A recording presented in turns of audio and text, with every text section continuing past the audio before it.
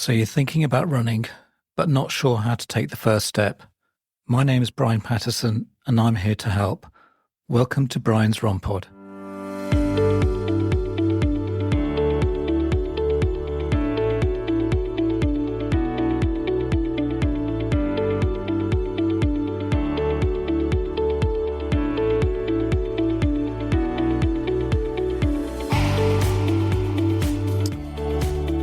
Welcome back to Brian's Run Pod, and it's me, your host, Brian Patterson, with you today in the second part of my chat with Hannah Mulhern, the host of Do Epic Shit Today podcast.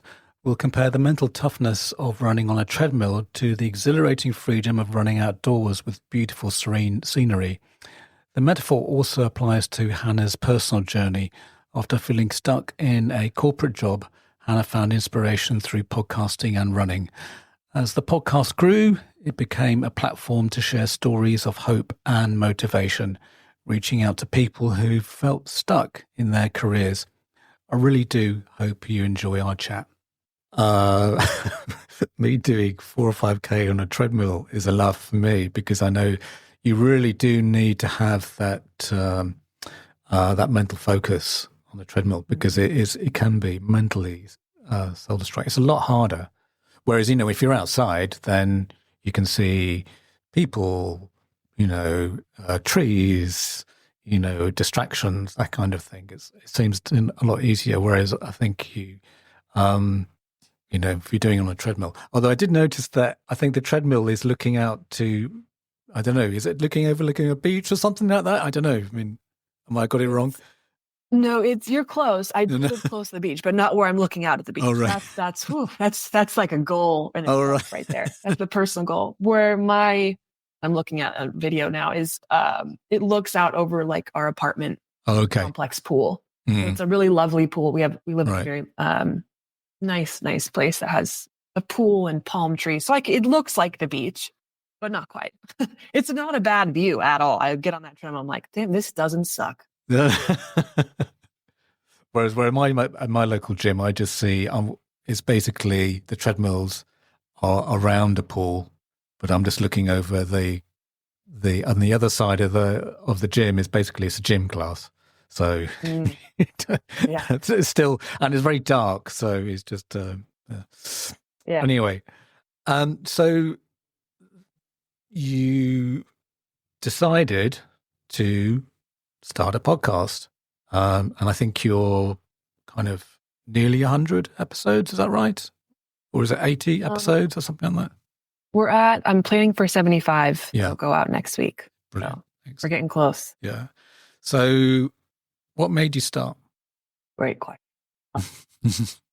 I worked for a large corporate company. I'd been running my first marathon, but I felt very stuck. I felt very much in a rat race where I didn't have control over my career because I was working my ass off, but I was told, we don't do promotions at this time. I was just in a place where I felt like I needed some inspiration. And so I went in the mountains in Big Bear, which is just inland of LA, for a weekend. Mm-hmm. And I just kind of walked through and was like, hey, what am I supposed to be like? I know there's more to it than this. What am I supposed to be doing? And I just sort of had this inclination to reach out to people and, reach out to people online. I live in LA, so I'm surrounded by a lot of inspirational people that inspired me to run my first marathon in 2023. People that inspire me to push myself. And so I had these conversations that were super organic. And I was like, oh, okay, so this is what, you're a lawyer, but you're training for a 50K. I'm like, that's super cool. And what do you do? I just had friends and was surrounded by a community where they have their thing that pays the bills, their side hustle that they work towards and invest time in that will hopefully take over the corporate, and then they're running. But a lot of people I was surrounded by, it wasn't just one corporate thing. Okay, so they had their own job, but they also there's something else so they could explore. That they explore it. So could be like a startup, or it could be anything. But they were also running as well. Yeah. And so it was just through a running community and just being afraid not being afraid to just ask random people that I saw online, hey, like I see that you're doing this, is like just recognizing that just because you're in, and this is no dig to anyone in a corporate job, because I think sometimes, like to me, for some people, that's like the dream, is to have that stability. And I think that's amazing, but it's not for everyone. No. And for me, I like to know that when I work my ass off and I ask for promotion, it's not going to be, I could promote myself. I could do something in my own channel or my own realm of energy or entrepreneurship, where like I'm going to get out what I put in. And that's such a cool thing to have. Yeah. And so the podcast, just through talking to people, I was like, I'm learning so much about other people that are doing so many crazy cool things, whether it's running or starting a business. What if I shared this for someone else who also might feel stuck? And so that's sort of how the podcast came to be, where it was just, I'm just going to share these really cool conversations, and hopefully it helps someone and inspires someone to feel like they have the ability to change their life if it's not exactly what they want. Yeah. And at the same time, well, like me, why I do this is I'm learning as well. Yeah. And what's from one podcaster to another, what were those early days like? I mean, oh my God. Can you listen to yourself, those early ones? I still have a hard time listening to myself. I still like, oh God. Did I really say that? I didn't really. Or like you'll look back and you'll listen and you're like, oh my God. Well, I hope you listen to this one anyway. Of course I will. Of course I will. Yeah. Just from like trying to figure out how to even host. Yes. Podcast. Yeah. How to even, okay, you can record it, but what's a hosting website? Yeah. Okay. How do I upload just the audio? Okay, the audio is good. And then, you have to figure, there's no guidebook on how to release a podcast that fits what you're trying to do. You have to fail at it first. And I failed at it a lot. I remember like the first 8 episodes, I had like a document, like, okay, I go to here, I download that. Cause it was so difficult to remember. So the logistics part. And then I still to this day get nervous before recording with someone. Because it's just, you want it to go well. You're so appreciative of that person hopping on. Like I was nervous coming on today because I'm so thankful that you want me to be on here, and I hope it's everything that you hope it is. Well, yeah. You know I mean, I'm nervous and excited, so that's, I think that's great. So that hasn't gone away. But the first, and the title even, Do Epic Shit Today. I remember looking at my husband and I was like, I'm going to name this Do Epic Shit Today. And he was like, go for it. I'm like, okay. Like that was pretty much the conversation about naming the pod. Like it was just so organic, like, hey, here's these conversations. And then the love of it has just transformed to a place of like, I hope I can help as many people as I can who don't feel stuck, because feeling stuck sucks. It's a terrible feeling. Yeah. You feel very helpless, not in control. And so if you can hear people that are doing things, maybe it might help. Yeah. So, yeah. I mean, on the name, I think it's a great name, because it really does grab your attention. And your husband's right. Thank you. So it certainly does. It's better than, Run with Hannah. Odd, See, I don't know, like maybe when you started like the Brian's Run Pod, like you have a concept of what you want it to be. My thing, Do Epic Shit Today, was I know I need to get these first couple episodes out. I don't know what this is going to turn into. So we're going to make this Do Epic Shit Today, and it could have running, business owners, world activists. I didn't know. And I wanted it to be, I wanted the podcast to tell me, through having people on, what it needed to transform into. And so I picked the Do Epic Shit Today because I didn't want it to be just one thing. I wanted it to be, here's this conversation of, like, I've had therapists on talking about mental health. And then I've had the starter of Tropika, who's like an Australian entrepreneur it's a nutritional and health and wellness brand. Like it's just, it's become its own thing. You've had a Nike athlete. I just didn't. He was an English guy who lived in Costa Rica, which I thought was quite interesting. Yeah. So it's amazing people on. Yeah. So, I kind of, interesting, because he did the length of Britain, didn't he? From John O'Groats to Land's End. Yeah. So, Land's End, yep. Yeah, that's right. Although there was one particular interview that you did with the guy who did the startup, and I was a bit confused about what it was, about the running community startup. I wasn't sure whether it was a community of runners who gave advice to people who wanted to start up things. Is that right? Have I kind of Yes, got that was my most recent. It was Darius with Run Tech Club. Yeah, Run Tech Club. That's it. Yep. Yeah.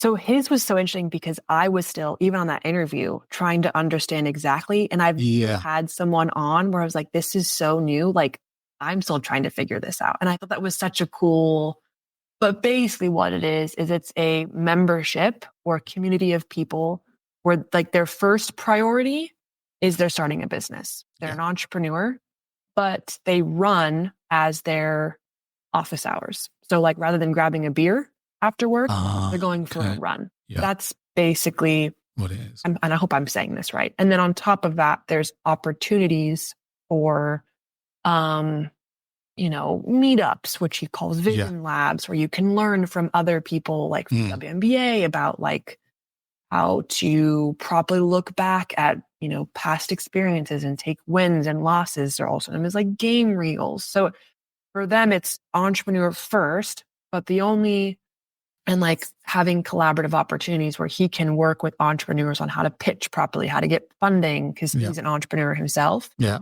It's just rather than go for a pint after work, they go for a run on Friday mornings. Yeah. Yeah. So it's more doing healthy and holistic things on the side that will, again, transpire to what's going on over here, which is starting a company. Yeah.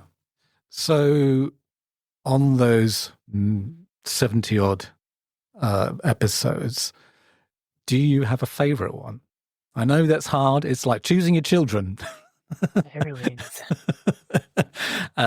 So do you have a special a guest or it could have been an episode that you've just done on your own or something like that? It's crazy because being a host, and I'm sure you feel this too, like out of any listener, you actually learn the most. Mm-hmm. So each episode has its own plethora of nuggets that I get to take from it. I think for one, I'll give you a couple. I don't think I have a favorite. No, that's fine. That's okay. I'll give you a couple because each episode, like I learn something different about like, and I actually use it. I've had people on the podcast like Andrew Glaze. I had another podcaster, Distance to Empty podcast, and they really taught me not to take it so seriously. Like these long, because at that point I've been training for 100K, not to take the long runs. Like don't take it so seriously. Work your ass off, but then it's not the end of it is everything in regards to what you're putting all your energy into. Yeah. But it's not that big of a deal in like the best ways. Like take the pressure off, enjoy what you're doing. Yeah. Live it, love it. So that was something I learned from both of them. I would say an episode that still sticks with me right now the most is the episode that I had with Jordan Anderson. He finished a 100-miler, I think the same weekend that I was able to finish mine.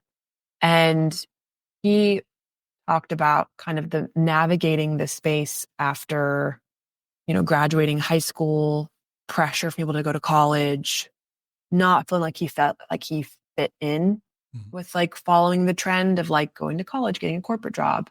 And he was in a place where he just felt super uninspired, maybe is not the right word, but again, there's that word stuck. And he had found Nick Bear. I don't know if you're familiar with Nick Bear, founder of BPN Supplements or BPN.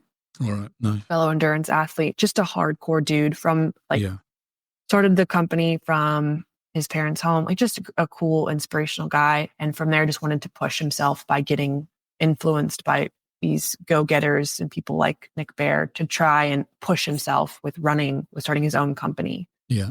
And the biggest thing was he reminded me about journaling.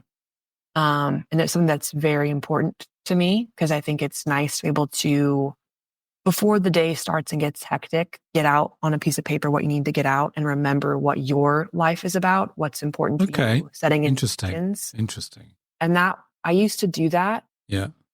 And as life happens, habits change.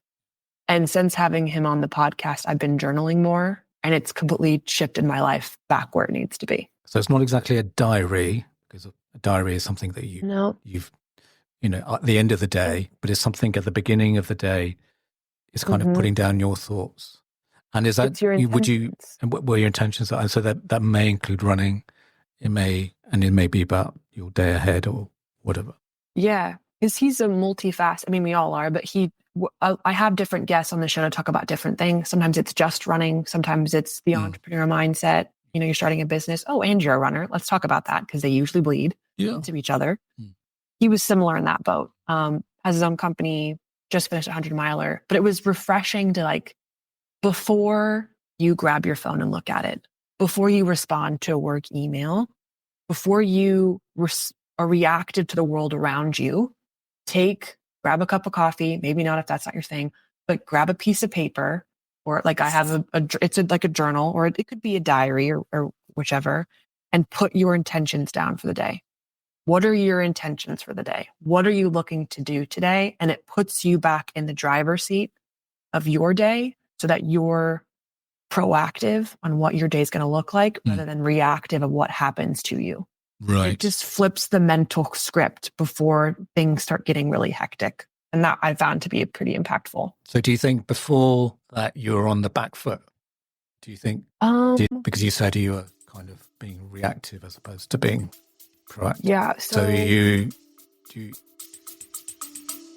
Let's take a quick break. Hi, Brian and Brian's Run Board listeners. I'm Merrily, author of Just Run. Just Run is the perfect gift for every runner or anyone thinking about starting running in 2025.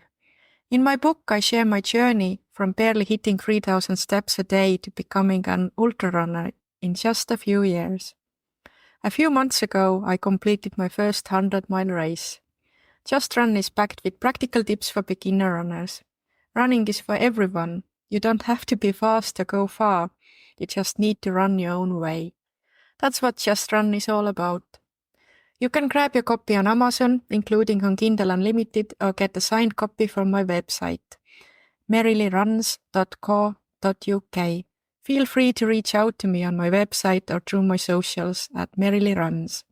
Hey, this is Andrea, popping up from Sydney, Australia to say hello and to thank Brian for creating a forum which is so beneficial for those of us who are seeking a richer experience of running. If you're like me, you probably run for a host of reasons. These might include time alone, mental health, personal accomplishments, or maybe reclaiming a sense of self, possibly for the first time in a long time. And you might have noticed that the narrative around running is also changing. Until recent years, you probably mostly heard it talked about through the lens of metrics. Things like getting faster, getting stronger, getting thinner, getting better, getting a spot on the podium. But thanks to voices like Brian's, more and more we're starting to think about running as a means to becoming a better person, to enjoying the morning, to achieving a fundraising goal, or maybe just making yourself proud. And if that sounds like you and you're interested in getting some coaching support for whatever your running journey looks like, I invite you to take a look at Run with the Slow Coach. I host a global coaching community for older, slower, bigger, injured, and back-of-the-pack runners. I'm fully accredited through Athletics Australia. I'm endorsed by the Australian Trail and Ultra Runners Association. And in 2023, I won a local business award for the most outstanding fitness service. I coach online and I promise to keep you accountable because I know what it takes to start a running journey, especially if you're not talented or you haven't been active your whole life. And I believe that runners like us deserve all the science, all the rigor, all the empathy, and especially all the support to safely progress to whatever your finish line looks like. And I'm really here for that. So find out more by following me on socials at Run with the Slow Coach or visit runwiththeslowcoach.com. I really am passionate about the life-changing benefits of being active. And I'm grateful to Brian for everything he does in this space. And now, back to you. Thanks so much.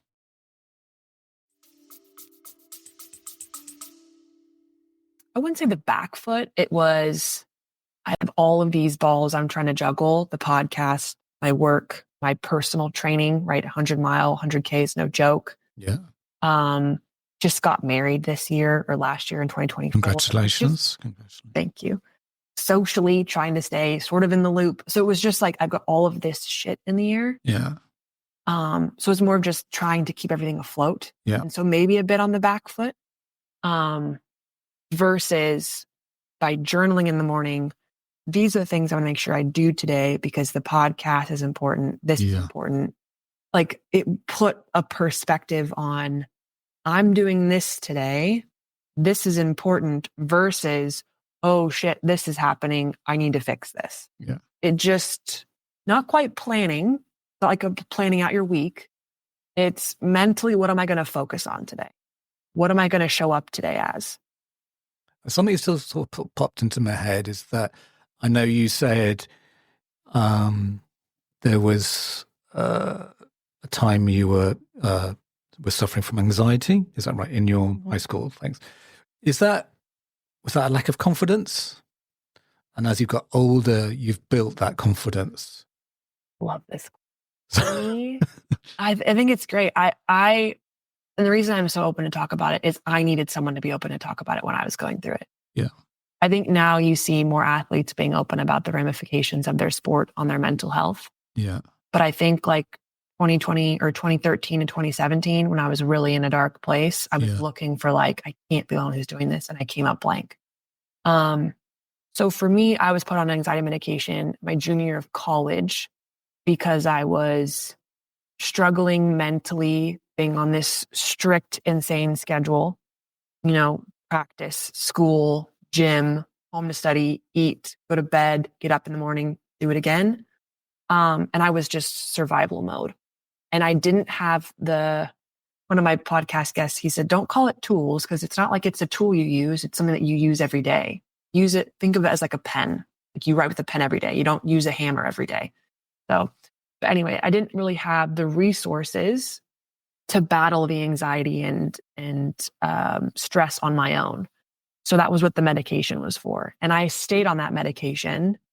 I tried to come off of it the year after, and I didn't wean off of it properly because you're supposed to take your time getting off of it. Yeah. Because it affects your brain, right? You have all of these cortisol and you're blocking them. So you're affecting your brain chemistry. If you come off of it too soon. All right. So it is a chemical, yeah. Yes. Okay. And so you want to be mindful. You want to have a psychiatrist do this with you because you don't want to go from 0 to 100. And I didn't go 0 to 100, but I did 0. I was on the most medication you could be prescribed to half and then done in like 2 weeks, which is what you're not supposed to do. So I recently, and I talked about this in one of my episodes. I recently in August fully, through the help of a psychiatrist, over 8 weeks, weaned off my anxiety medication. And now I have the tools. But back then, what you mentioned about confidence, self-worth, self-belief, self-belief was not there. Yeah. And I still work on it every day. Yeah. I think, a lot of things happen when you're a kid. Parents aren't together, putting yourself, you wonder why, if you're the reason why. There's just, every person has a past that can filter who you are as a human. And big believer in therapy and meditation and journaling. But I think I wouldn't say the self-confidence is where I'd like it to be. Yeah. But I think it's better than where it was 6 years ago. And so the journaling and the getting a better grip on your day because you're in the driver's seat helps manage that stress, and like how running helps with that as well. Because thinking about it now, is I asked that question because when I was growing up in, senior school, I was on medication for epilepsy, and that affected, and when they were trying to find the right medication, I was totally out of it, sort of thing. So my epilepsy growing up was quite bad. But the one thing that really helped was basketball. And the guy who you need someone like a coach or someone to believe in you that you're worth being, in the team. So, so you were really successful, and and that helped. That really helped. I mean, academically, I didn't do very well, but that's the by and by. But it wasn't until I left school and went to uni then, I eventually did an MBA and whatever. But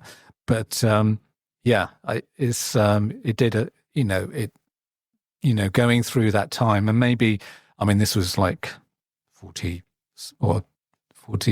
years ago or something like that. But going through that time, my confidence was really rock bottom. And it's just interesting what you were saying there. And I don't know whether there was enough there. Obviously, at that time, it's a very different day at times.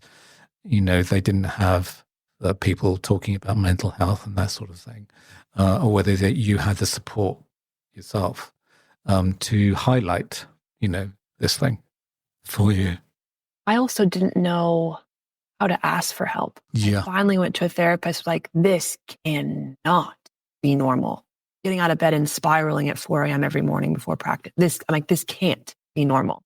So like that realization, and then going to talk to someone I was so in my head. I'm like, why is this just affecting me? Because it just wasn't talked about.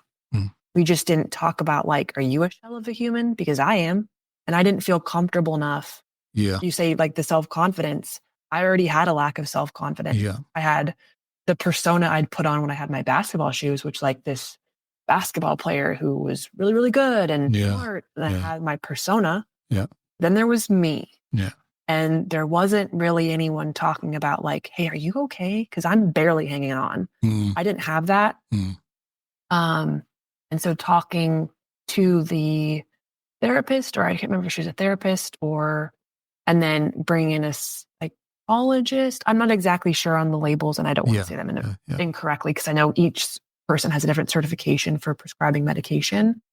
But just the asking for help, like, this can't, right? And then just finally going to someone and being like, okay, lack of self-confidence, lack of a human, need help. Like, it had gotten to that point, and I'm so glad that I did that. And that's why I'm such, like, I come on here and I want to talk about it, because I think it could help someone who might feel alone. And I hate that for them. So because you're not, and I think, well, running's helped me, definitely helped my health, without a doubt. So, not just physical, but again, like you said, from a sort of mental health point of view. But what advice would you give to someone starting out? Starting out in running? Yeah. Wow. Well, try to enjoy the journey. Yeah. As much as you can.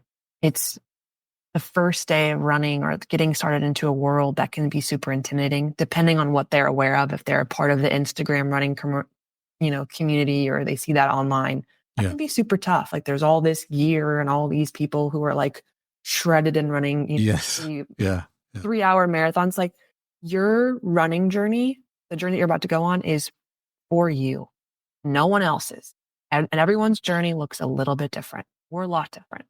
So I would say, try to embrace it. There's going to be lows. There's going to be days where you don't feel like running, but you do them anyway, because you know that you're worth putting in that effort. There are going to be days where you come back from a run, you're like, hell yeah, I'm a new person. Love that. But I would say, try to enjoy the journey that's yours as much as you can. There's a really good film, and the name just escapes me, just popped out of my head, on Amazon Prime, about this lady who's doing a marathon, the New York Marathon sort of thing. And again, it's about her journey into becoming, but she's not a runner. And she has a lot of, struggles in her life. And so, but that was a great film that kind of encapsulate what you've just said. So, yeah. Was she the nurse who had, like, no sponsors and got, like, third place? Her. No, I've forgotten. Maybe not. It's basically it's a comedy based on a real. I think the girl who did it. Yeah. So she had very low self-esteem. She thought she was overweight and whatever. And but yeah. Anyway, it's good. I'll have to send you a link. Yeah, I'll definitely I'll put a link watch in the description anyway. So yeah. So now I thought I'd go on to the quick fire questions, which I know you do with your guests. So Yeah. yeah. So now I'll do. Do you have a favorite running route or race?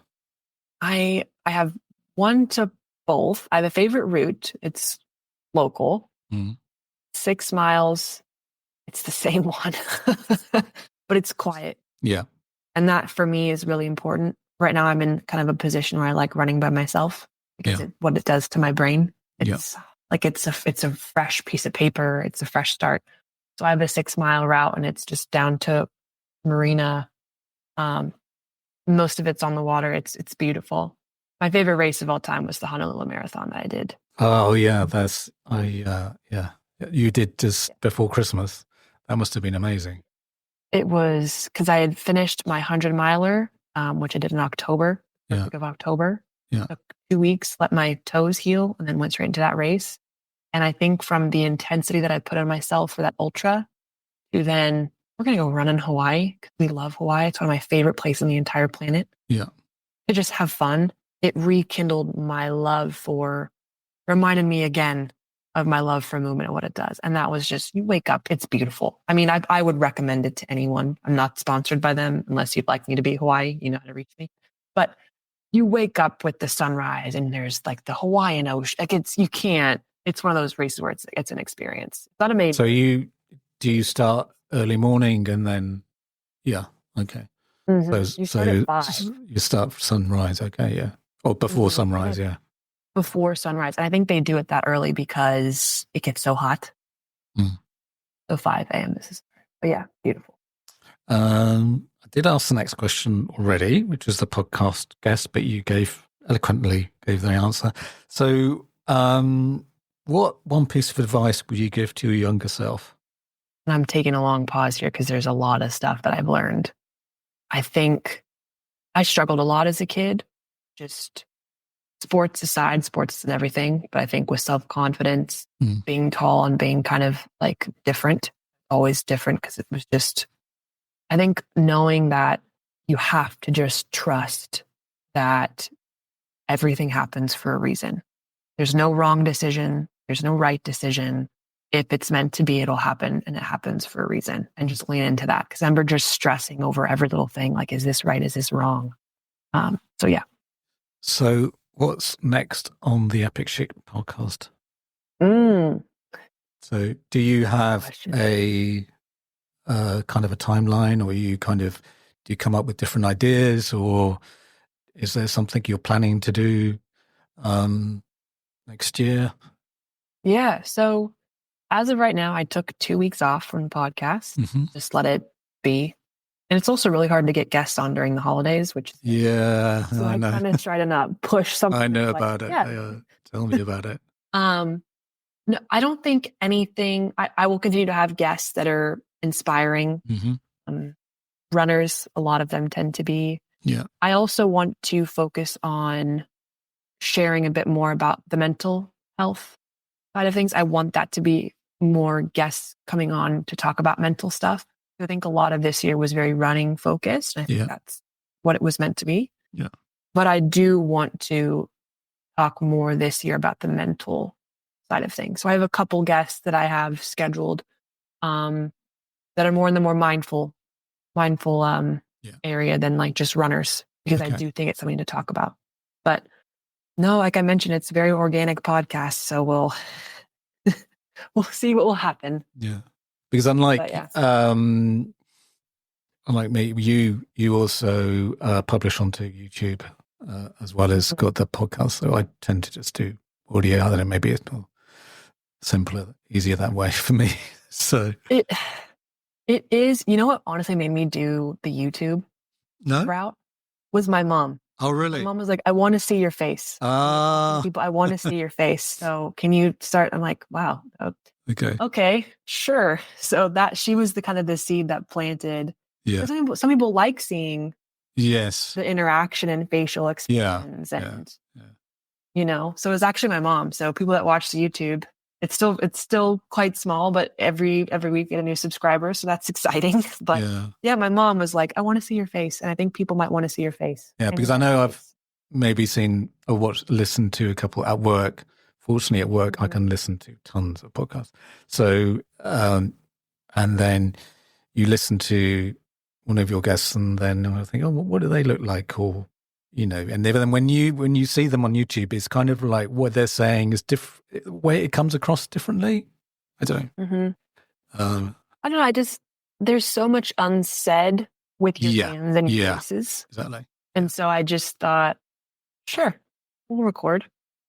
I always ask guests like, hey, don't not drink your coffee or water. We're just going to have a conversation and we're just going to show our faces. That's all. And I think it's easier too, like, because I can see you, like I can play off of your social cues and so forth. So I think it's helpful when they listen to, but yeah.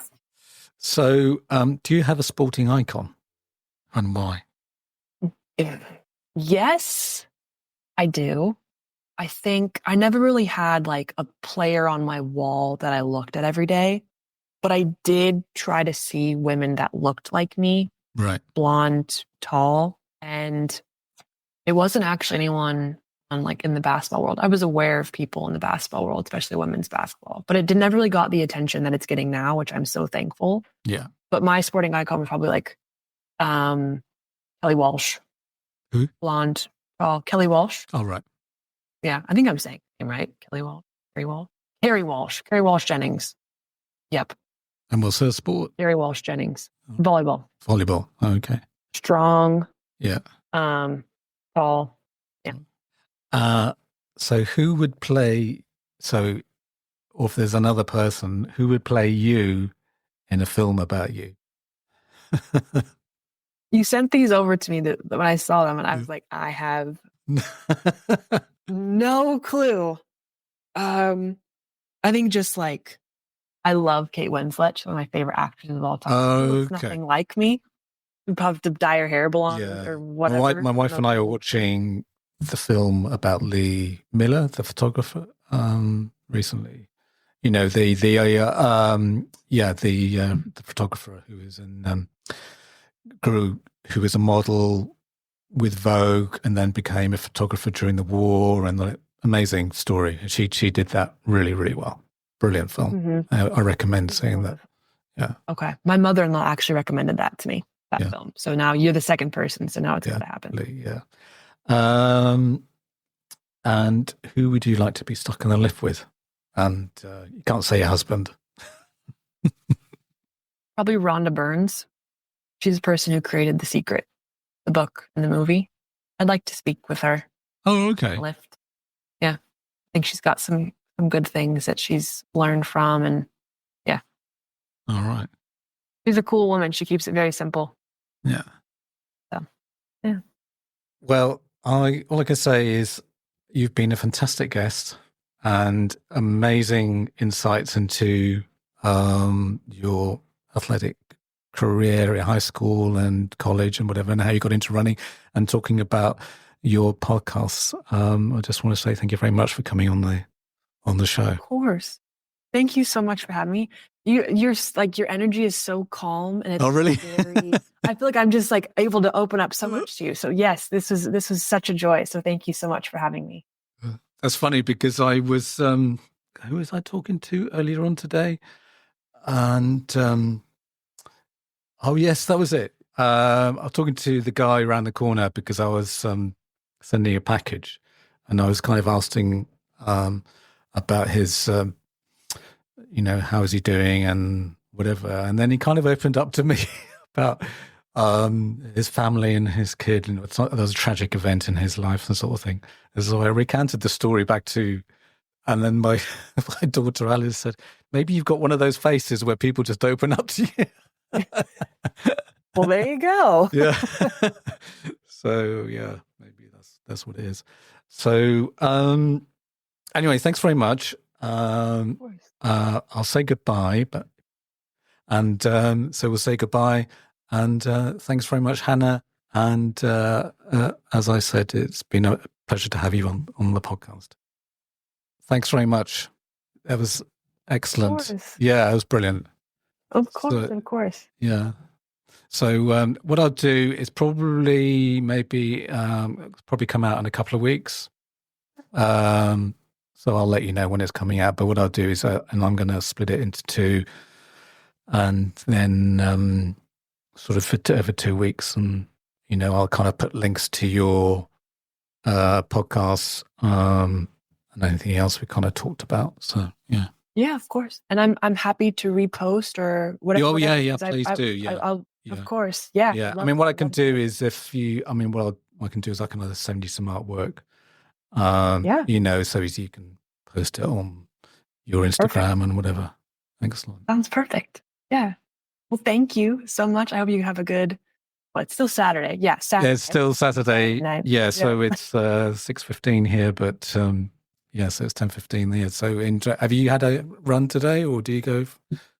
Not yet. I gave myself 4 blocks or 4 weeks to not train for anything. So Saturday is kind of like a go for a run, no particular training time. So no, not yet. Not as rigorous. Okay. All right. All the best. Thank you. All the best. Cheers. Bye-bye. Bye. And that's a wrap for another exhilarating episode of Brian's Run Pod. Thanks for tuning in, folks. As always, we've got your back with all things running. And next week, get ready for some more awesome beginner hints and tips to kickstart your running journey. Don't forget, you can now send me a message. Yep, you heard it right. Brian's Run Pod has now become interactive with the audience. If you look at the top of the episode description, tap on send us a text message. You can now tell me what you think of the episode, or alternatively, what you would like covered. If you're lucky, I might even read them out on the podcast. Hey, if you want to keep up with all the latest updates, behind the scenes fun, and even some exclusive content, make sure to follow me on social media. We've also launched a shiny new Facebook page. Just simply search for Brian's Run Pod and give us a like. And don't forget to hop over to Instagram, where you can catch all our visual adventures at Brian's Run Pod. For those of you who love diving deep into the episodes, head over to our website, www.briansrunpod.co.uk, and there you'll find some detailed show notes and handy chapter markers, making it easy to navigate through your favourite discussions. Please leave a review, as it will help others find this podcast. Music is by Happy Day by Stock Audio, not forgetting artwork by Alice Patterson, and also thank you to my producer, Anna Patterson. So, till next week, thanks again for listening.